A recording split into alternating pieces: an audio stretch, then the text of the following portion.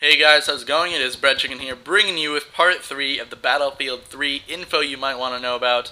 This is an interview with executive producer Patrick Bach, and we are on question number 7, so let's jump right into it. Question number 7 starts off with talking about squad gameplay in Bad Company 2, and how it was limited to only 4 people in a squad, and that was kind of annoying, because you'd have a group of friends who wanted to play, and you could only play on 4-man squads.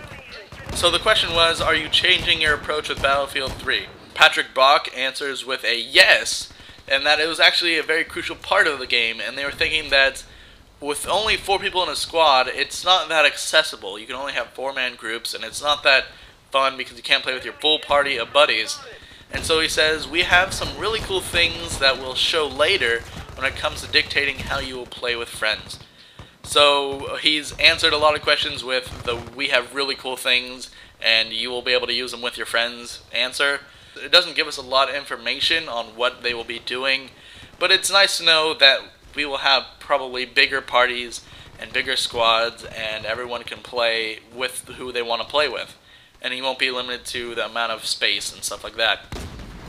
So moving on to question number 8, it's talking about theater modes and how Call of Duty and Halo both have it, and that Battlefield would be a great game to have a theater mode in. And so the question was, what are your thoughts on a theater mode? Patrick Bach says, we have the functionality on our end to capture movies, but the hard part is putting it into users' hands. He says that they want to keep their game non-cheatable, which sort of was confusing me as how a theater mode would contribute to making the game cheatable. Possibly finding holes in the maps and camping spots or whatever, but I don't think theater mode is that big of a deal in making a game cheatable. Moves on to saying that they are running dedicated servers, and that makes everything a lot harder to keep like footage and stuff like that of users.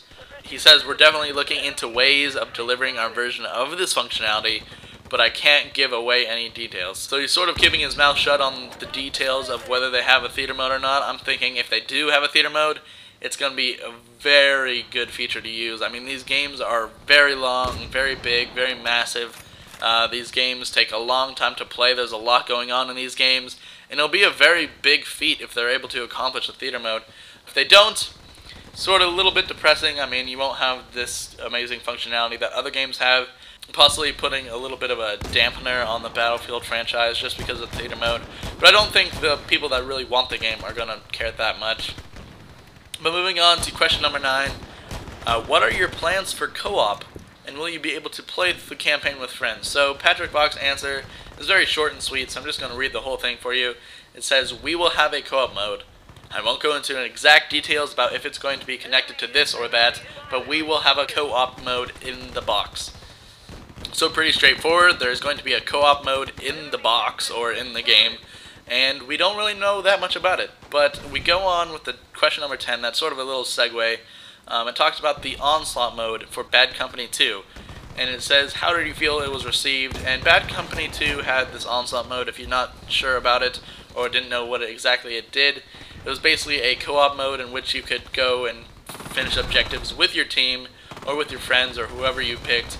And it wasn't that great. It was just a regular co-op mode, nothing special about it. You just finish objectives, basically like any other game. Going back to the question, how did you feel it was received? Patrick says, okay and only okay. He says that it was sort of a little quirky mod that they put in Bad Company 2. Those were his exact words. I'm not too sure why he would use those words, but yeah, I guess you could say it was sort of something they tested out. It wasn't really too successful, but they said it was actually received better than they thought it would be received. So he goes on to saying that the reason why Onslaught couldn't have been better, or they couldn't have added more game modes, was that they didn't have the tools or design features that they have in Battlefield 3. So Bad Company 2, they didn't have everything they needed to make new game types, new game modes, new maps all the time, and they said it was a little bit difficult. So in Battlefield 3, Patrick Bach says that he can honestly say that we can now do whatever we want to do, and the choices we have made for the game are based on what we want rather than what we have. So basically he says, sky's the limit. Battlefield 3 is going to have everything they need to make anything they want, and I'm pretty excited. So that is the end of part 3. like, comment, and subscribe if you enjoyed this video. It helps me a lot. And if you want to hear more, just stay tuned. I'm Breaded Chicken, and I'm out. Peace! Position cleared and under control.